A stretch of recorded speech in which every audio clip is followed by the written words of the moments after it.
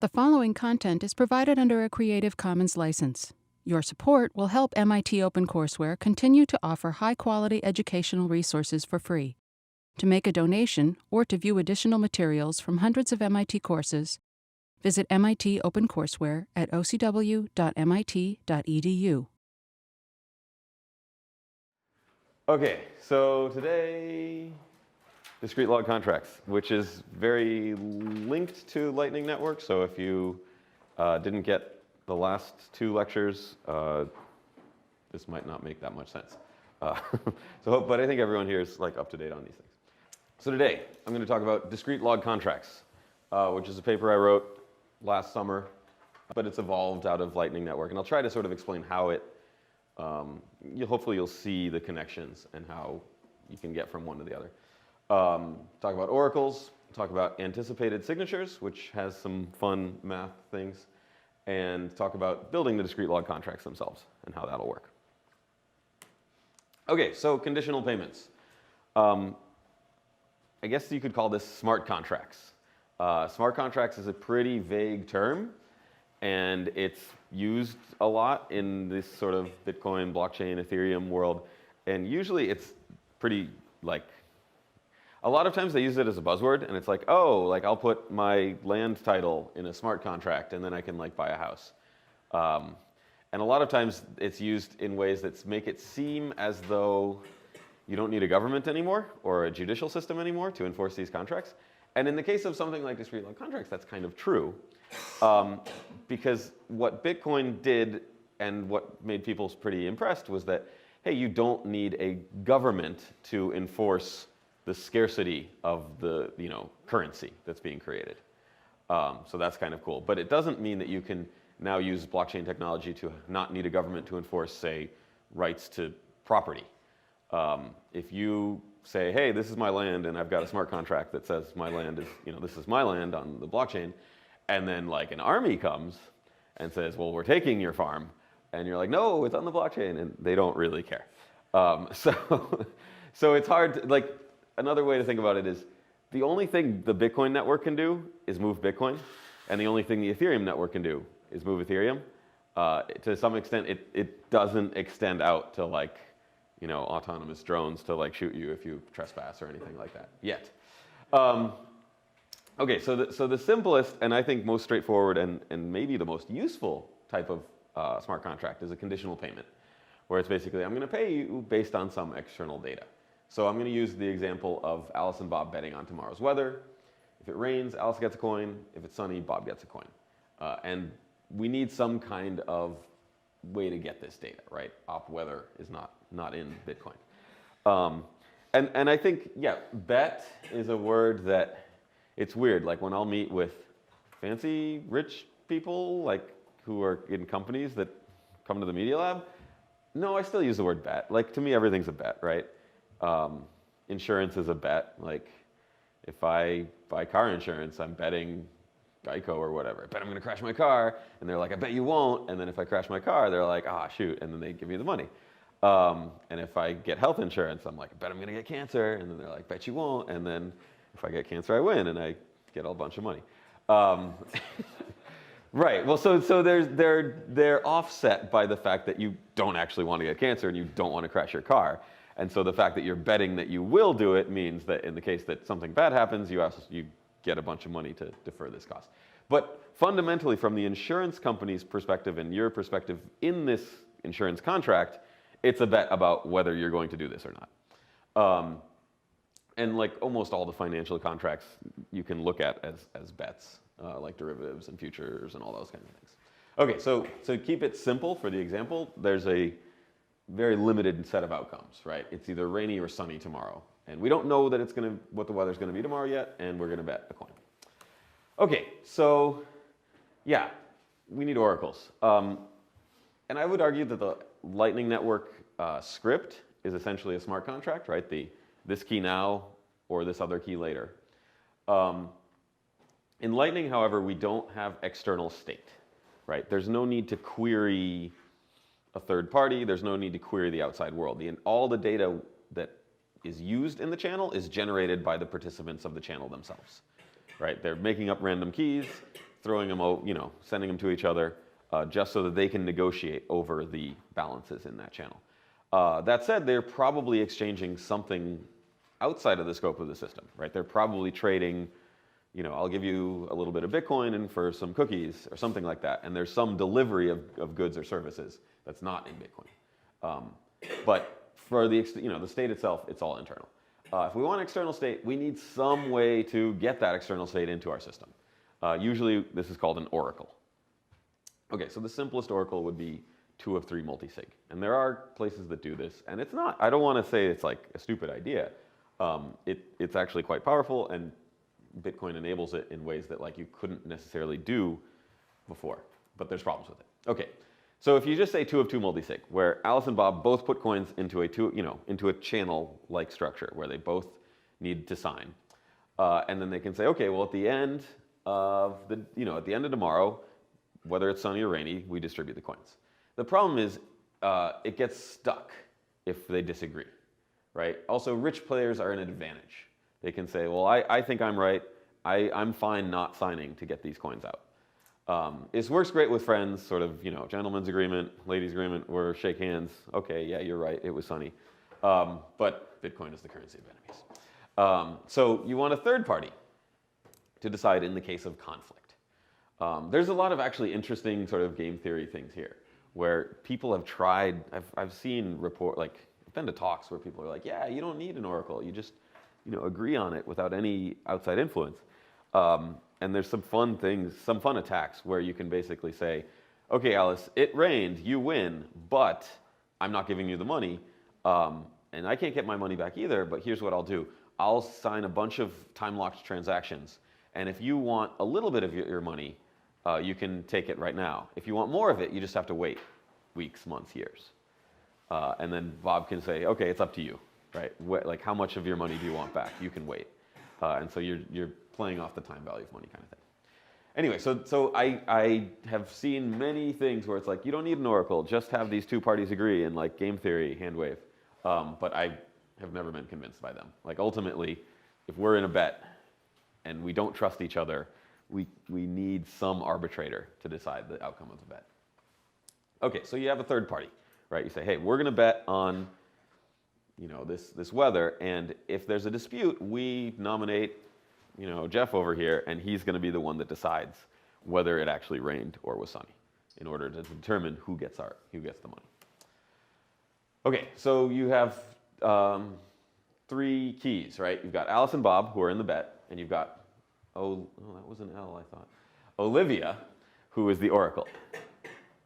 And if Alice and Bob are chill, they both sign, and they don't even contact Olivia, right? They're like, yep, it was rainy, okay, you get the coins. Don't even involve Olivia, she doesn't have to deal with anything. But if they fight and they're saying, this was totally not raining. This, right now, this is not rain, right? This doesn't count. There's nothing. It's basically sunny. So if they fight about this, they can ask Olivia to sign. Either of them can contact Olivia and say, hey, my counterparty is either unresponsive or uncooperative. Can you sign? And then sign off on the fact that it is in fact raining. I get the coins.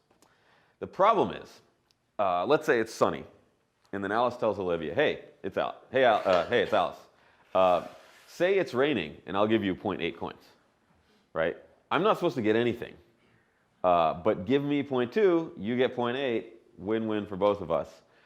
So the oracle can be influenced and bribed. Right, so the problem here, you've got interaction between the oracle and the participants in the bet.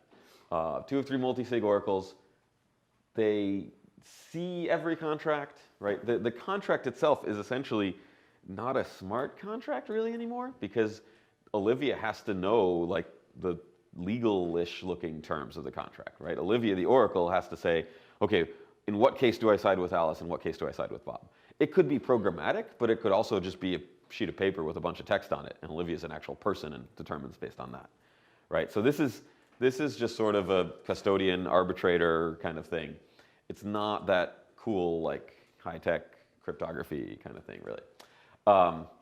Yeah, and they also decide individually, so they can equivocate. So if everyone's betting on the weather, they don't have to sign that it's sunny universally. They can sign to sunny on this side and rainy on that side. There's nothing you can do about that. So I think what led me to think about these, it'd be better if the oracle couldn't equivocate, right? They can't determine, they can't say two different things. And it's even better if they never see the contracts. But how do we do that? Okay, so any questions about the general setup of what we're trying to accomplish here? Bets. And then you can have lots of different types of bets. But anyway, this is the essential problem. How do we do this? And like in Ethereum, most of the time, everything's on chain, right? The data sources are published on the Ethereum blockchain. So you sort of have similar problems. There's ideas of, okay, let's have a bunch of oracles, and then you sort of take the average of all the oracles. There's different ways, but this thing is, okay, make the oracles never see the contracts. But how? Okay, and then the how is going to be kind of complicated. So remember these from last time, right? These sign with this key and you have to wait, sign with these two keys and you get it immediately. This kind of, same exact script as Lightning. So that will be used. Okay, and then I think I talked about this on the third class about signatures, but we're going to go more in depth in Schnorr signatures here. Okay, so in Bitcoin we've got this ECDS elliptic curve. In Bitcoin you use ECDSA, elliptic curve digital signature algorithm, which is different than what I'm going to explain. But this aspect is the same, right? The public keys are private keys times the generator point. So we can do this without actually using the Bitcoin signature algorithm. We can use our own external signature algorithm and then use the keys generated by that in Bitcoin itself. Okay, so A and B, lowercase scalar, big A, big B, uppercase, they're points on the curve. So what operations can we do? I think this is review, but this was like months ago. Regular numbers, you can do whatever you want. They're regular numbers. It's easy. Add, subtract, multiply, divide. It's literally in the software just like big int dot add. And the big int addition and the big int operations, if you actually look underneath at the code, they're real simple. You're just adding numbers. So you can do whatever you want with these. Points. Points are a group. They do not have two operations defined. They only have one operation defined. And we call that addition. It's sort of, like you could call it something else. Sometimes they use a different symbol than plus. But addition is sort of what we call it. And it works the way you'd think addition would work, right? You add these two things. If you add A and B and then subtract B, you get back to A, things like that. Okay, so you can add and subtract, but you can't multiply or divide, right? These are not defined. Okay, and you can mix these things. So you cannot add a point and a scalar. That's also undefined. So if you have like a point here and you want to add 5, it doesn't make sense. However, you can multiply a point by a scalar, and you can divide a point. You can divide that. And the way you do that is you just, in the actual elliptic curve, to double a point, you take the tangent. So instead of like drawing a line between 2 points, you say, well, I'm drawing a line between this single point, which basically means the tangent, as you sort of like think of like limit as the spacing between those 2 points goes to 0. And then if you can double a point, if you can add A plus A, then you can multiply by any arbitrary number by saying, okay, I'll take 2A to be the tangent. I'll take 4A to be the tangent of that. I'll take 8A to be the tangent of that. And then you can add up, like you can do binary decomposition, and computers are real good at that, and say, okay, I need 5A, so I'm going to take A plus 4A, right? Yeah, so you can divide. Divide's a little annoying, but you can do that. Okay, so you've got all these operations we can do. You can do whatever you want with the scalars. You can add points, subtract points, multiply points by scalars. With this alone, you can do, and then also, well, you have to throw hash functions in there for the stuff we're going to do, but you guys know all about hash functions. So with this and hash functions, you can do like ridiculous amounts of stuff. It's really kind of impressive. Also, you say, yeah, part of the signature system is you pick some random point G. Sometimes in other systems you have G and H, 2 other points. But the idea is everyone just agrees. We've got some point G, and everyone agrees on it. Okay, a nice property. You can add keys. You can, the addition sort of works.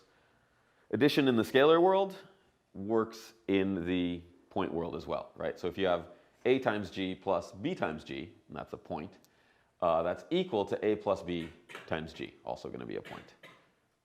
So that is what we're going to use. And you can use this to share keys, right? I think I explained this last time. If you know little a, but you don't know little b, you can't sign. But if you learn both, you can sign for this, this summed pub key. So this is a way to like share keys. Okay. Yeah. Okay. Well, that's sort of out of order. Anyway, Schnorr signatures, which are going to go into Bitcoin, probably not even this year, maybe next year. And there's a lot of cool things you can do with them. I think I'm talking about that next week in terms that's aggregation, right? But the basic idea of a Schnorr signature, you've got a public key that you've already told everyone, right? So before anything happens, you pick a random private key little a, multiply it by g, and then compute big A and tell that to the world, either by having that as an output address in your Bitcoin script, or publishing it on a website. Somehow you propagate, hey, this is my public key, this is me. Okay, and then when you sign, you come up with another private key, pretty much the exact same as little a. It's going to be called little k, and then you compute r, which is k times the generator point. So this r is pretty much the same idea as, it's another public key, but this will only be used once. And then to sign, you compute s, which is k, that thing you just made up, minus the hash of the message to sign concatenated with r times your private key. Okay, and then the signature is r and s. And then for someone to verify this, they know m, right, the message you're trying to sign. They know your public key, big A. They know r and s, your signature.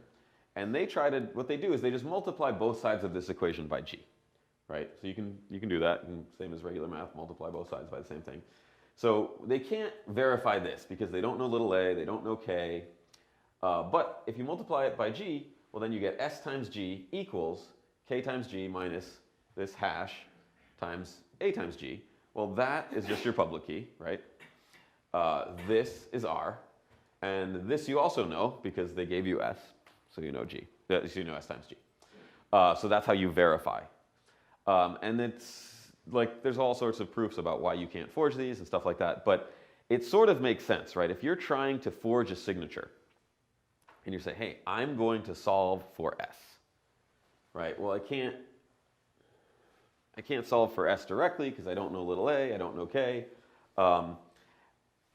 The problem is I want to solve for one of these things. I've basically got an equation where I've got r minus the hash of r, and I can't tear those apart, right? Like solve for r, but there's like the hash of r and r on the same side of the equation. I could try to move this so that r equals the hash of r, wait, how am I going to do that? Right, so anytime you try to solve, you're going to have an r and a hash of r in the same equation, and that seems impossible, right? Okay, so this is Schnorr signatures. It works great. It's got lots of nice properties. Actually, all of this could work in ECDSA. It's just that ECDSA is really ugly and complicated. But anyway, so what Discreet Log Contracts uses is a fixed R signature. It's the exact same equation, but you sort of move where R is considered. So before, you'd say the public key is A, and now my signature is R and S.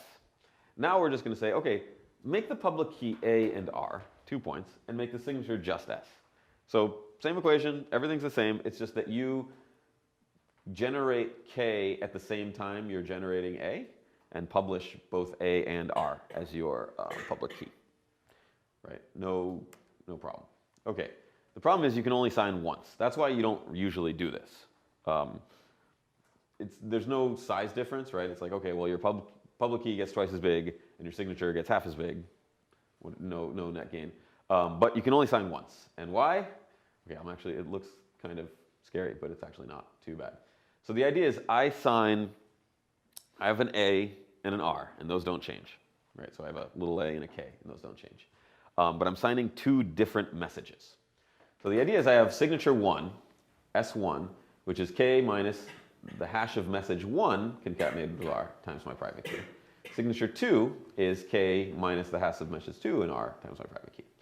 So I publish both of these signatures, and then someone says, oh, I'm going to subtract these two signatures from each other, right? So S1 minus S2, well, that would be, this top thing minus this thing, which is K minus the hash of message 1 times A minus K plus the hash of message 2 times A. The K's cancel out. That's the important part here. So K's are gone. Cool, now I've got this S1 minus S2, which I can compute, right? S is just a scalar. S1 minus S2 takes like a millionth of a second on my computer to do. Now I've got this, this thing I know, S1 minus S2 equals the hash of message 2 R times little a minus the hash of message 1 R little a. I don't know little a, right? So I can't figure out this, but I know what's on this side of the equation, right? I know this sort of subtracted S. What can I do here? Well, I can factor out A, right? Because A is multiplied on both sides of this. So now I can factor, put a little parenthesis. Okay, this hash of message 2 R minus the hash of message 1 R times the private key here. And now I can divide. And, well, this is the whole equation, right? I divide by little a here. This thing I know divided by a thing I don't know equals a thing I know, right? So I can move things around and say, okay, well, then A is this thing I know, right? The difference between the two signatures divided by the difference between these two hashes, and those two hashes also I know, right? I know what the messages are, I know what the R value is, it works. So the big thing here is if you have the same K value and the same A value, you can find their private key. So normally this is okay because K is different, right? So you'd have K sub 1, K sub 2 here. And then if you build this equation, you've got these Ks which do not cancel out. And because you don't know what they are, and you don't get anywhere with this. Okay, but so if you do use the same K value, you will lose your private key. Fun fact, I first learned about this in like 2011 from the PlayStation 3 code signing thing, and yeah, that was when I think, because I started getting into Bitcoin, and also it was like, oh, PlayStation 3 got hacked, cool. So Sony had a K, they probably read up on how to do this, and they said, okay, K needs to be random. So they just made a random number and hard-coded it as the K that they used. I don't think they realized that it has to be random and different each time. So it was just a single random K. Yeah, there's other cases of this being a problem in Bitcoin. Blockchain.info, I believe, a couple years ago, had something where K was random, but it was like only 4 bytes of randomness or something. And so you'd end up getting some occasional Ks that were the same. And then you could compute people's private keys. There's a couple other things like that where if, so actually in practice now, you don't make K randomly in Bitcoin Core, in most of the Bitcoin libraries. You make K basically the hash of your private key and the message, so that it changes for each message. And it's also got like secret information, so no one can figure it out. That's called RFC 6979, and it is safer because you don't keep needing new randomness each time. Oh, yes? Is this presented for history's sake, or are people still making this mistake? I mean, will people continue? Like, people have made it in very recent history. I wouldn't be surprised if people continue to make this mistake. 2-3 years ago, Blockchain.info had this, where the Ks were the same. It's not immediately obvious, you have to sort of look for it. But yeah, people still make all sorts of mistakes like this. There's elliptic curves are actually less, I think, of a minefield than like RSA. RSA has all sorts of like, I had no idea that would break the security of the system, but it does. Like, in RSA you've got P and Q, 2 big prime numbers, you multiply them to get your modulus n. But if p minus 1 or n minus 1 is smooth, which means has many small factors, then you can break it and find their private key. Like, I didn't know that until last year in a class. I was like, really? Oh, wow. So there's all sorts of bad things that can happen. In elliptic curves, it's kind of nice in that your random numbers can really just be random numbers. So it's not as bad. But you do have to watch out for some of these things. Okay, so what's this new system, right? If your pub key is A and R and a message M, right, you cannot compute S. So I know their public key, right? I know R, I know their, like I know this whole thing.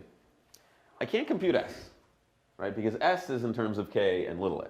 I can compute S times G though, because S times G is in terms of R and big A, which I know. Right, so you can't compute little s, but you can compute S times G. So S times G is computable for any given message.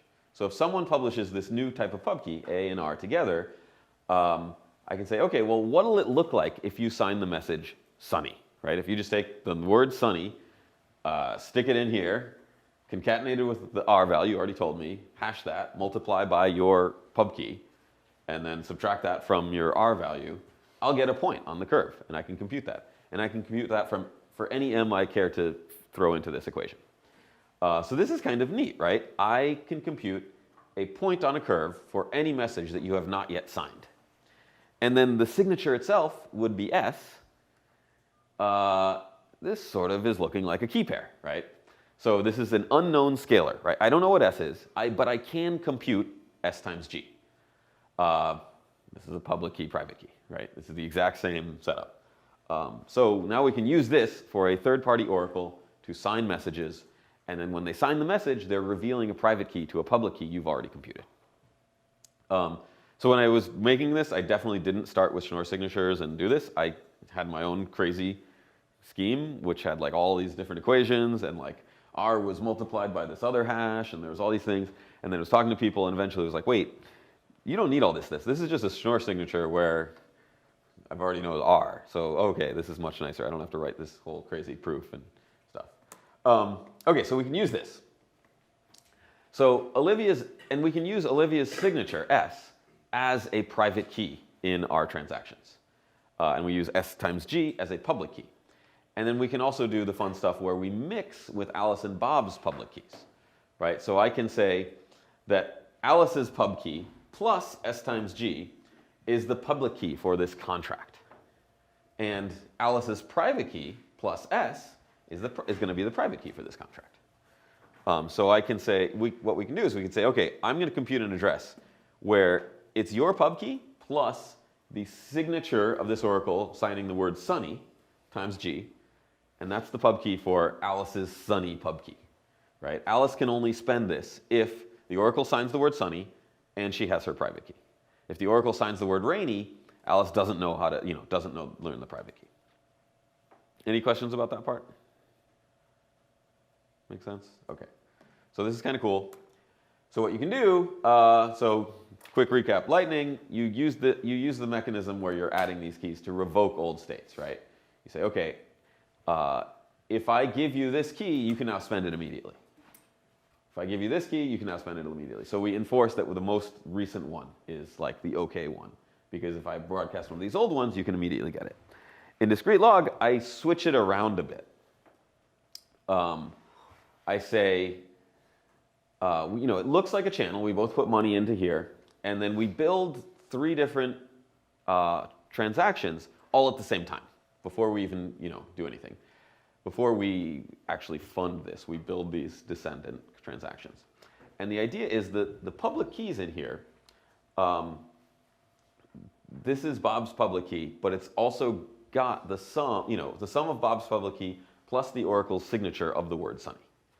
So if Bob broadcasts it, the only way he can immediately take his funds is if the oracle assigned the word Sunny, and he knows that S value. If he broadcasts it and then waits, right? If he broadcasts it, but it's not actually Sunny, then Alice can take the money after a little while, right? After a day. You'd use the same time up procedure where, okay, if I broadcast this and I know the key, I immediately sweep it.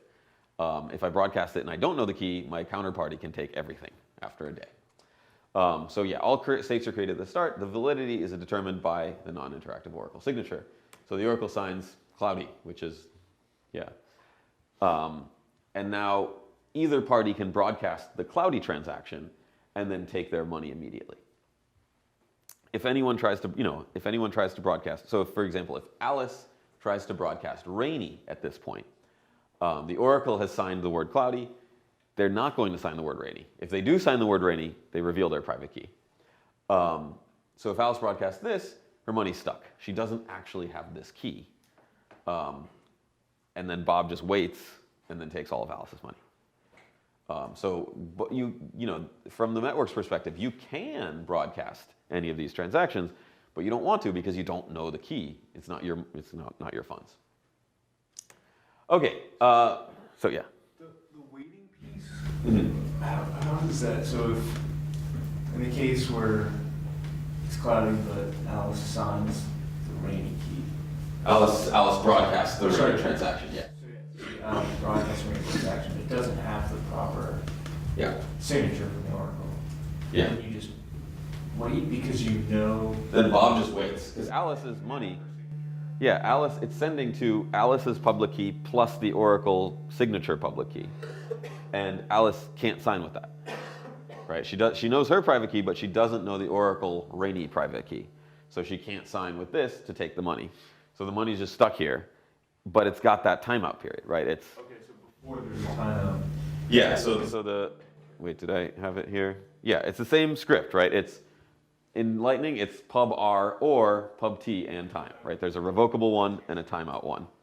So in Lightning, it's the opposite of Lightning, right? In Lightning, correct is to use the timeout, right? So in Lightning, whoa, what just happened? Okay. In Lightning, I broadcast this.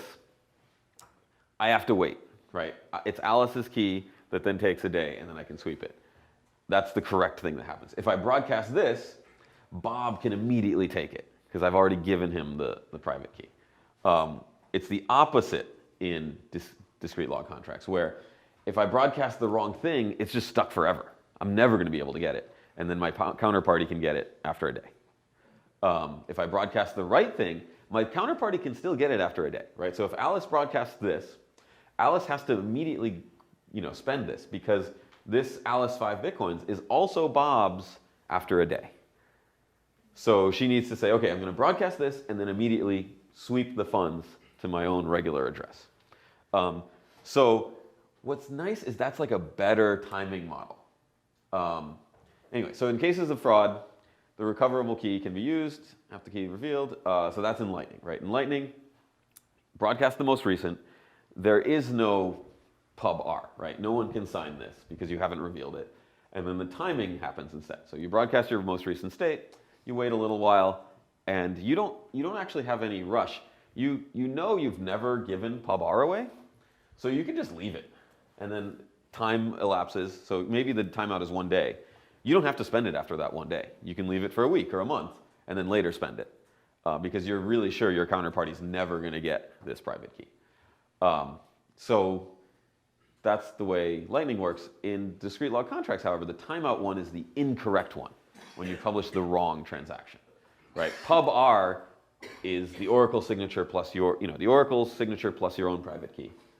And pub T is just the other person gets it after a while.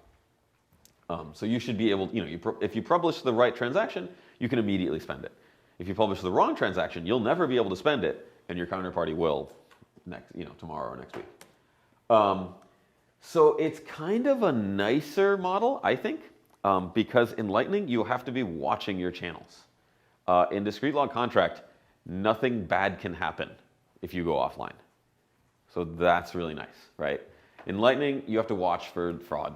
Old states could be broadcast, and you got to grab it. In DLC, sweep it as soon as you want.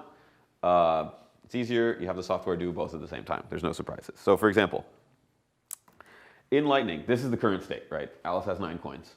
Bob can, at any time, broadcast this transaction. And Alice must respond and say, nope, that's wrong. I'm taking all these 9 coins. And your software does that automatically, sure, but you have to be online, and you have to, be watching the blockchain. So surprises can happen. And there's software I'm working on called like watchtowers to like anonymously outsource watching this to other people and things like that. But it's a downside, right? Fraud could occur if you're offline. In discrete log contracts, fraud cannot occur. I don't want to say that. There's all sorts of things the Oracle can do that's bad. But the idea of I go offline, right? I'm Alice. I enter into this contract about the weather on next week, but then I forget about it and I just don't even sign into my computer for a month. There's no risk that the wrong thing will happen. Assuming the Oracle is signing correctly. Bob can't do anything bad, right? If this is now endorsed by the Oracle as being the correct transaction, if Bob broadcasts this or this, he can never take those coins, right? It's just indefinitely stuck here. Alice gets her coins with no restrictions, and Bob's coins are just stuck there forever, right? He'll never learn the key to sign with this. And so Alice can come back in a week, come back in a month, and say, oh, cool. Bob broadcast the wrong thing, and now I can take these coins at my leisure. If Bob broadcasts the right thing, and then immediately takes his coins, Alice's coins are still there, everything's fine. So this is, I think, a nicer timing model in that you don't have to be online quickly. Also, it's nicer in that in Lightning, if you're being honest and you broadcast the correct transaction, you have to wait. That's annoying, right? The timeout could be a day or a week or something. And maybe your counterparty, if your counterparty is online and cooperative, you don't have to use this transaction. You can just say, hey, look, I want to close out. I've got 9, you've got 1. Let's just build a transaction sending 9 to me and 1 to you with no weird scripts or anything. And then Bob can say, okay, sure, closing the channel, here we go. And we just close it. But if Bob's offline, which happens, Alice says, shoot, I have to close this channel. I want my 9 coins. I broadcast this, closing the channel, and then I have to wait a few days. And that's annoying, right? That's not great. Whereas in discrete log contracts, if you're doing on it, let's say I'm Alice. Bob seems to be offline. I can't contact him.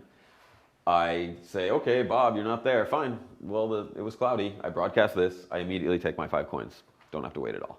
And the software does both of those at the same time. So this is a nicer timing model than Lightning. Yeah, no surprises and no waiting. The only time you have to wait is if the other party, Alice would have to wait, and if Bob broadcasts, let's say Bob broadcasts this, Alice gets 1 coin immediately and 9 coins after a few days. So Alice is like, well, I have to wait a little, but hey, I get all the money, even though I was only supposed to get half. Great. There are some attacks where, for example, let's say this was like 0 or like 0.001, like basically nothing. And the actual thing that happened was it was raining. And Bob's like, shoot, I got nothing, right? Fine, I'm just gonna sign this. I'm just gonna broadcast this where I get all the money. I don't actually get all the money, right? Alice is gonna take this after a day. But basically I lost everything anyways, so fine. So that is an attack where if there's almost no money on one side, Bob can be a jerk and say, well, I'm gonna broadcast the invalid transaction just to prevent my counterparty from getting her money immediately. She gets it all, but maybe all is pretty close to what she would have gotten anyway, so Bob has no real loss, and Alice has no real gain there, and then Alice has to waste some time waiting. So that's an attack. The easiest way to sort of mitigate that is to have this kind of construction where it's like, well, Bob still got 1. Even when Bob loses, he still gets 1 coin back, right? There's extra collateral in the contract. And then he doesn't want to broadcast the wrong thing to be a jerk. So Yes. if someone broadcasts the wrong transaction, if you broadcast the correct transaction, it doesn't matter. From the network's perspective, right? So if I'm a miner looking at the Bitcoin network, I have no idea what these things mean, right? It just says, key 1 coin, other key 9 coins, different. I just see 2 different transactions spending the same output. So if you see Bob broadcast this transaction, you actually do not want to broadcast this, probably, because you'd rather have all the money instead of half, even if it takes you some time.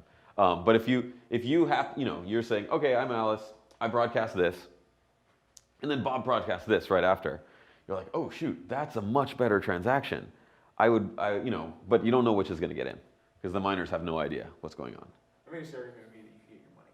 What's sorry? It would be the other case where the attack you just talked about, if you go on broadcast, you get your money. Oh yeah. So if you see that Bob is being, the actual outcome was that it was rainy. Bob sees this and has very little money at stake. So Bob says, fine, you know what, screw it. I'm going to broadcast this just so Alice, gets her 0.001 right away, but has to wait a long time for the 9.99. Then Alice could say, I'm broadcasting this. And then immediately try to spend it with a high fee. You could do that. If I were to be Alice and it's cloudy, then I would want to just wait in case Bob made a mistake. You could, yeah. You could hope that you're, yeah. There's no rush, right? The Oracle signs it was cloudy. You've both got those private keys. You can just wait. There's no need to immediately broadcast it. Once you broadcast this, you do need to immediately spend the part that's going to you because that also has the clause that it could go to the other guy in a week or a day. But yeah, if you can just leave it here, you just leave it, don't broadcast anything. And you're like, well, maybe he'll screw up and broadcast the wrong thing, and then I'll get all the money. Probably not going to happen, but... The Oracle the Oracle just goes quiet. Yeah. So if the Oracle... There's all sorts of things the Oracle can do that's bad. So if the Oracle never signs, none of these will ever be valid, right? So what the contract should have is a timeout where if we're betting on the price, we're betting on the weather tomorrow, we can say, okay, well, by Monday, if the Oracle hasn't signed anything, we've got a time lock transaction that just gives us both back 5 coins, or it's a wash trade. But yeah, that can happen. Yeah, so hopefully the Oracle doesn't do that. Okay, but that's like, it's not the end of the world. It's like, okay, the Oracle's not there, so we don't know how to execute this trade, this bet, so we just get our money back. It didn't work, and we wasted time. Okay, so some scalability, fun stuff. You can do discrete log contracts within a channel. So let's say you've got a Lightning channel, and if you want to cooperate, if both parties cooperate, no transactions get broadcast to the blockchain at all. This is kind of cool. Okay, so you've got these nested contracts. So this is a Lightning channel, right? And it's, Alice has 10 coins, Bob has 20 coins. And they've been making, lots of different transactions. This is, say, the, 35th state of the transaction. There's all sorts of transactions before this, but they've all been revoked by sharing private keys. And then you say, okay, well, Alice has 10 coins, Bob has 20 coins. Let's build a contract. So we both decrement our balances by 5, and then we create a third output. So this is it's sort of like having an HTLC where you've got, these arrows don't really line up the right way, but you've got one transaction with 3 outputs.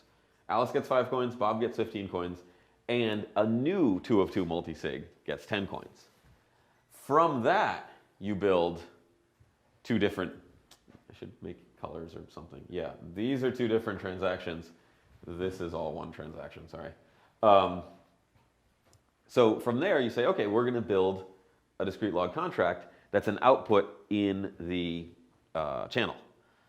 And we don't, if we want to, we can broadcast the whole thing. Any of us at any time can say, okay, I'm broadcasting this current state of the channel, which is Alice 5, Bob 15, Alice and Bob 10. And then I have these transactions as well, and I can broadcast either of those. So if your counterparty becomes unresponsive, you close the channel and close the contract.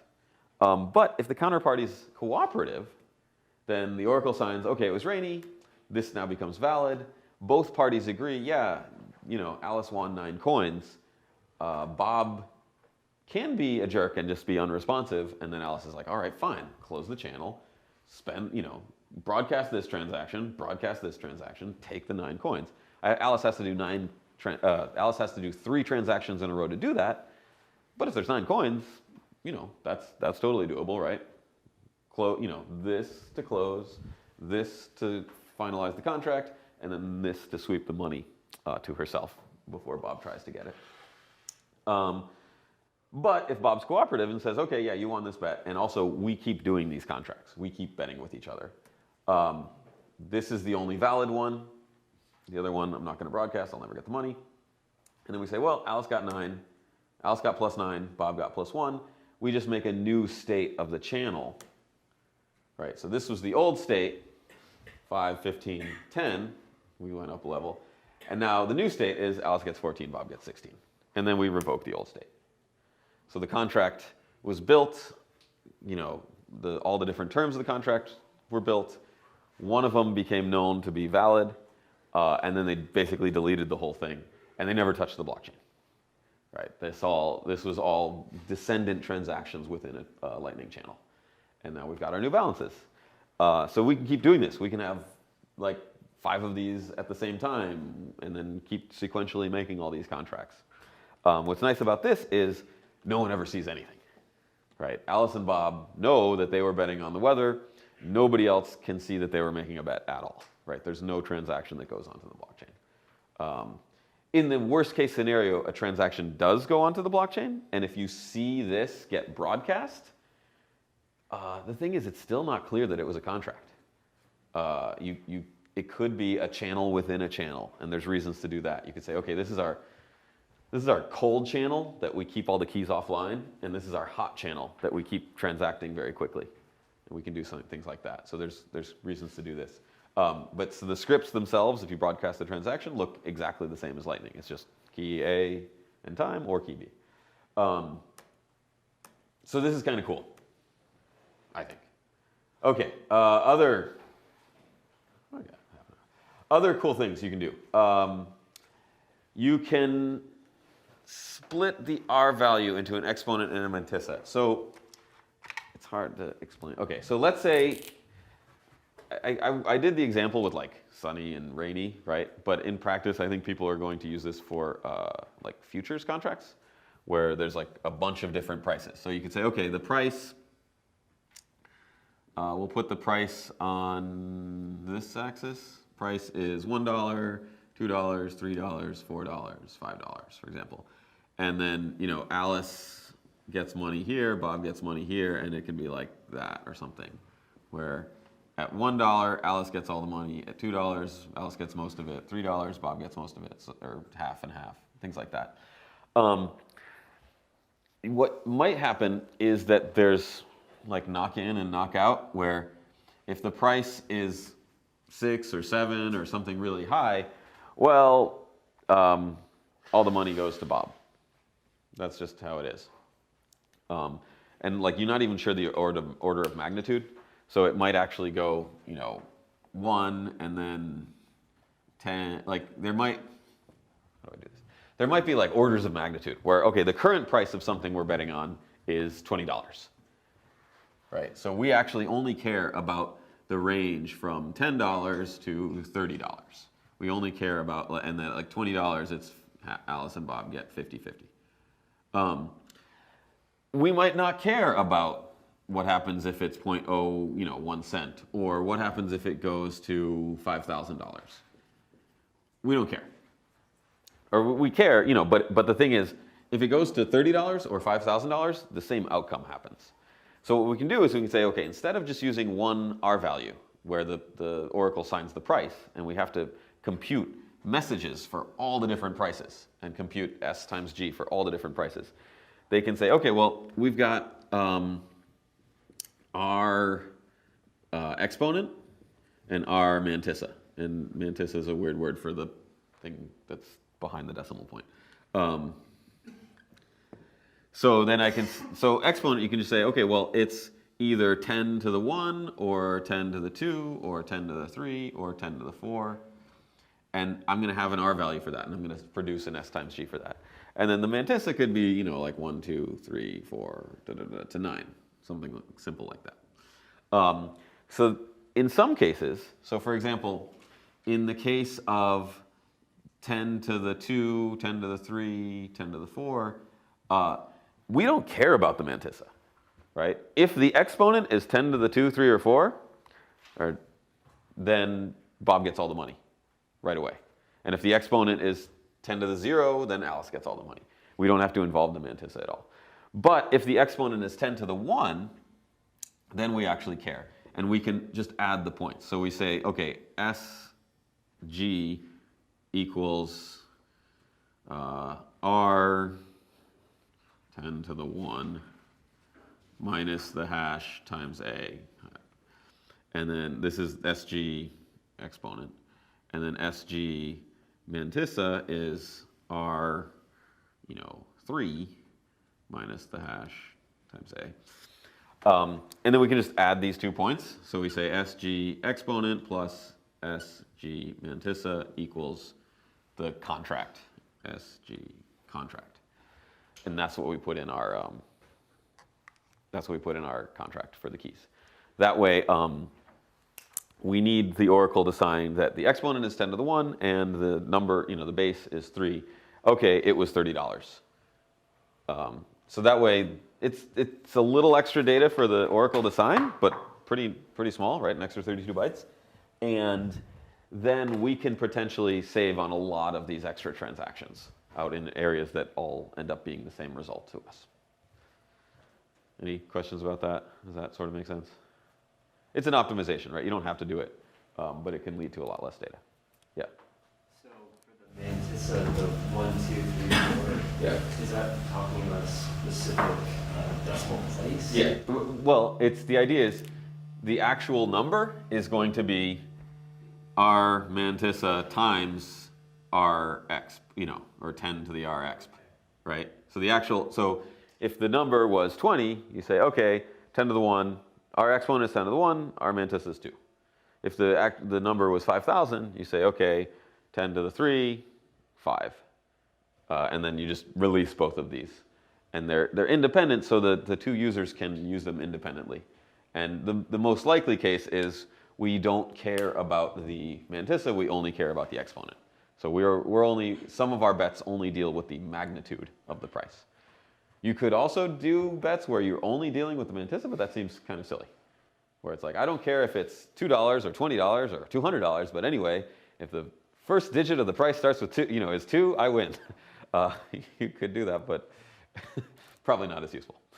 And then in the extreme case, the extreme version of this would be to have decompose the number being signed into binary and then sign every bit.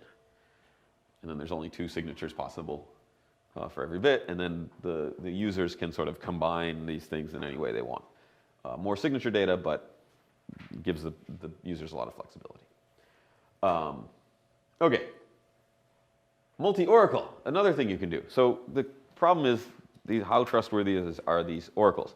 The oracles can cheat, right? They can just easily sign that it's rainy when it's sunny. That's publicly knowable, and if they have a reputation, that's, hopefully hurts them. But you are trusting the oracle to sign the right thing. So maybe they want to use 2 oracles. So that's totally doable, right? You have the oracle, the A oracle and the B oracle, and you just add the 2 points that you come up with. And then when they both release their S values, you add those 2 S points and you'll get the private key. Totally easy. For n of n, there's no size increase, right? You can pick 10 oracles, add up all those things, no one can tell. And your transactions are still really small. For n of m, usually it's called m of n, huh? Well, anyway, there's a size blow up because you're gonna say, okay, well, I want 2 of 3, and I have to make new transactions for all these different combinations. And so you end up having a lot of transactions. For small things like sunny or rainy, it's totally doable. For things like where you're already hitting up against limits where, we have to sign thousands of transactions for all the possible different prices, then this can get very costly.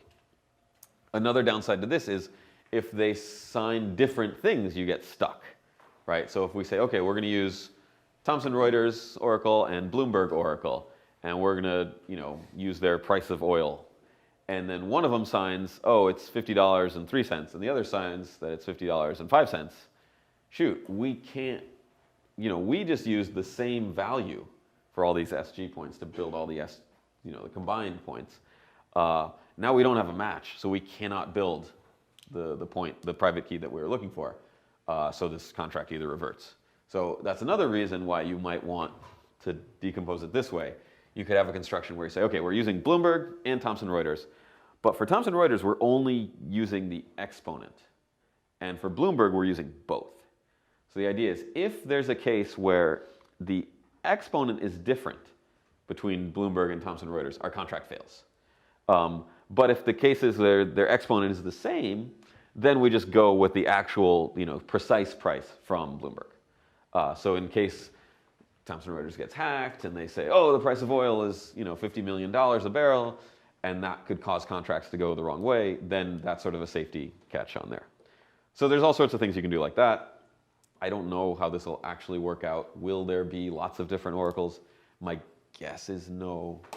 You kind of want them to be reputable, and you can't really make money doing it, and it's really scalable and cheap to be an oracle because all you're doing is signing things. So it feels like the kind of thing that once you have once you get some momentum, you're just going to be this monopoly and everyone's going to use the same oracle. But who knows? Yeah, oracle problem. So yeah, oracles can lie. They can also, they can equivocate, right? They can sign two different things, but then they reveal their private key.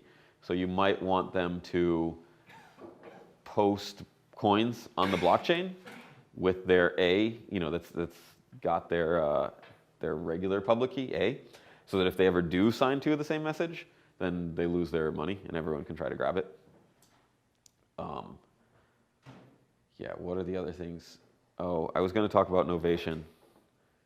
I have time. Yeah, so another thing that people like to do with these types of contracts is enter into contracts and then sort of sell their position in the contract. So for example, if we were in a contract about the weather and I look outside, I'm like, oh, it's definitely going to be rainy. So the oracle is going to sign about the weather as of noon. I'm like, it's 11 o'clock. It's going to be rainy. I want to sort of lock in my profit. And it's not exactly sure yet, so there may still be some value to the sunny position, but it's looking pretty grim for the sunny position. I might just contact my counterparty and say, hey, let's close early, right? I don't need the entire profit, but give me 90% of it because it's pretty rainy. And they might agree to do that. But a better way to do it would be to say, I'm going to let someone else take my position. So for example, if you've got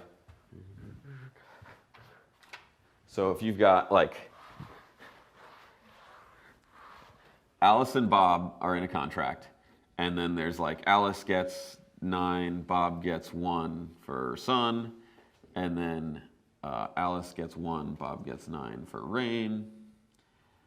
And then they say, okay, let's just do it early. Bob might not be cooperative, but Alice wants to say, let's just get out of it right now at one of, a little bit less than this. Bob says, no, I want to keep holding it through. What Alice wants to do is say, look, I'm going to replace myself with Carol.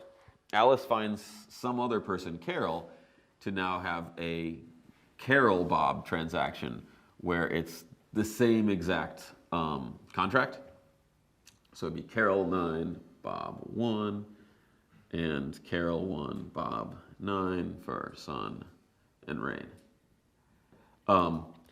So what's nice about this is, from Bob's perspective, nothing changes except the counterparty's public key, which Bob doesn't care about, right? So Alice can say, hey, Bob, let's switch this transaction. You have the same exact payout based on the same exact signatures from the oracle. So it's no change to you. It's just that my public key is going to change because it's actually going to be someone else. And then that way Bob's software can automatically do it. This is still interactive in that Bob's keys have to sign, right? Bob needs to make a new signature spending from here to go into this new 2 of 2 output. So that's new. So their computer has to be on and they have to sign.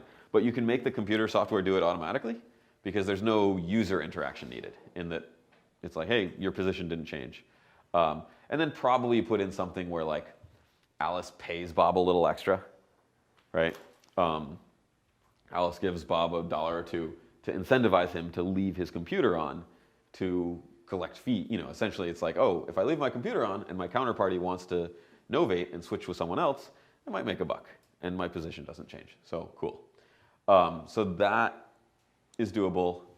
I do not look forward to programming that because that now has 3 different computers talking to each other and they all have to do messages in the right sequence and stuff, and that's not the most fun part of programming, but yeah. So anyway, so that's the idea of this. What are some use cases?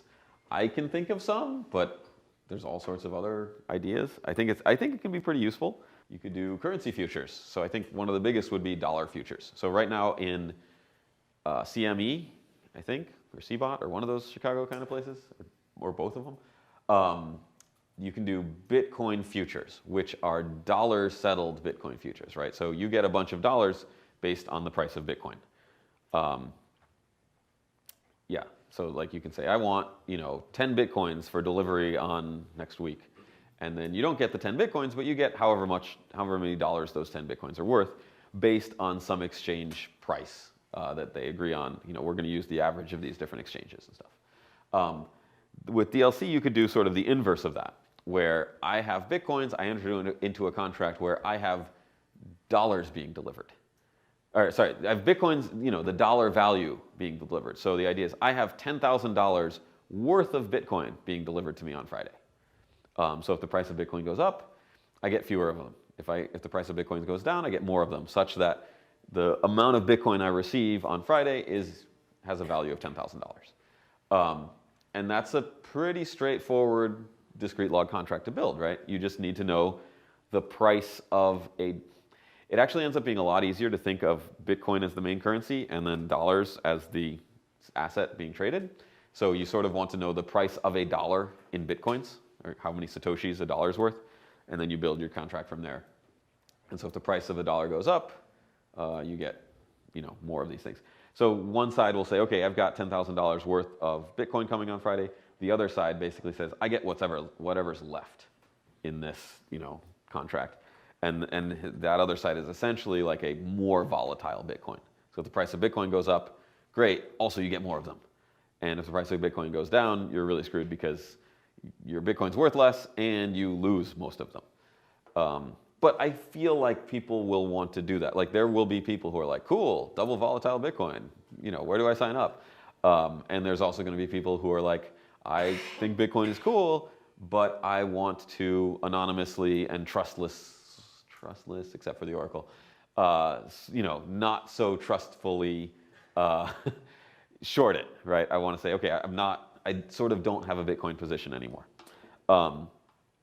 However, it's not the same in that you don't know who your counterparty is. It's fully collateralized at the outset. So if the price of, if both parties put in 10 coins, 20 Bitcoins is all that's ever coming out of this contract, right? You can't say, hey, I want to do like a margin call. You need to put like 40 more coins in this contract because the price went down. Your counterparty just will say like, no, I'm not. So there's sort of bounded loss and gain for both parties at the outset. Also, because you have no idea who your counterparty is, right? You can do this totally anonymously. I don't want to say it's trustless because you are trusting the Oracle to report the correct price, but your counterparty, you don't trust at all, right? You have no idea who they are. You assume everything they're telling you is a lie, like they're trying to hack you, stuff like that. So I think currency futures would be a big one where people can then buy and sell. Stocks might be a big one. There's a lot of issues there with like insider trading because if you can now anonymously trade stock futures, I don't know, that's probably something people might want to do who shouldn't be doing it. But it's hard to enforce because these oracles have no idea that anyone is actually making contracts. And if you look on the blockchain, you never see the contracts. Or you might sort of be like, well, is this a Lightning Network channel that closed? Or is this a discrete log contract that just executed? It just looks like keys.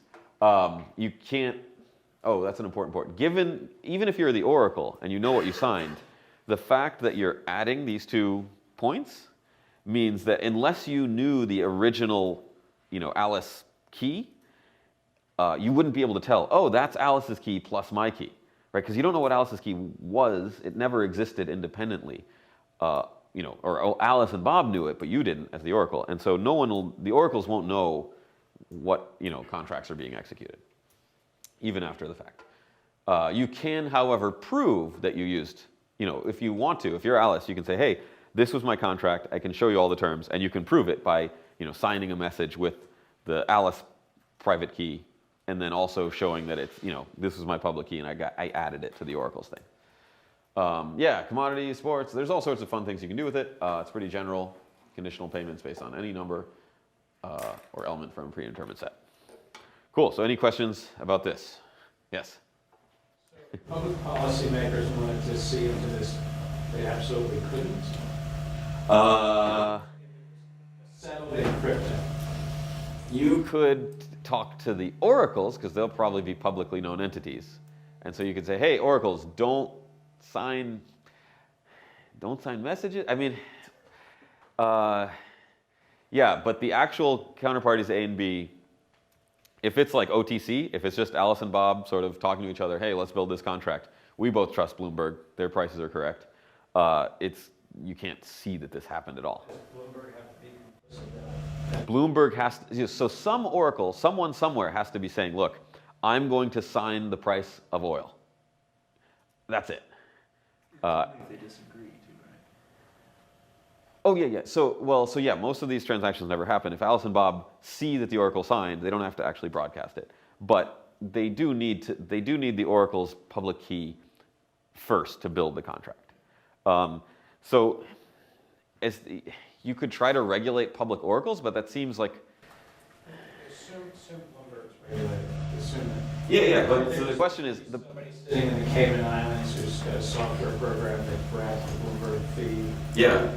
The issue there is the signatures are sort of usable by anyone. You could say, okay, well, Bloomberg charges money to provide these signatures and these public keys. But if those get out, everyone knows, oh, these are Bloomberg signatures. This is the Bloomberg data. We can now execute trades using this data. And we do have to, so this eliminates the trust between counterparties, but doesn't eliminate the oracle trust.